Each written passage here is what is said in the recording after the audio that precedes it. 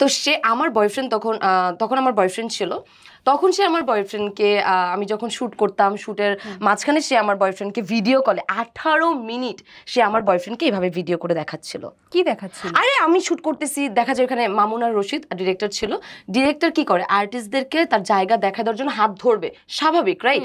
তো সেই জায়গায় যদি আমার হাত ধরে, এটা তো অস্বাভাবিক কিছু না। ওইখানে তো আমরা নষ্টামি করে বেড়াচ্ছিলাম না। সেইখানে করছে কি, সেইটা ভিডিও করে দেখাচ্ছে।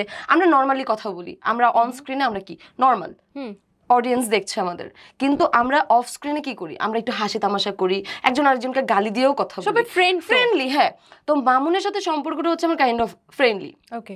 তারপর সজীব ভাই আমাকে ছোট বোনের মতন করে দেখতো। তারপর এখানে তামিমের সাথে আমার পুরো টম এন্ড জেরির একটা সম্পর্ক। আমরা মানে একে অপরকে খোঁচা দিতেই থাকি। তো ওই ব্লেমটা ছড়াইতেছিল যে আমি শুটে যে নষ্টামি করে বেড়াই, মানে সে খুবই ডিসেন্ট একটা লুক নিয়ে বসবে, কিন্তু তলে তলে সে হচ্ছে কি মানে রাঘব বোয়াল ধরবে, এরকম একটা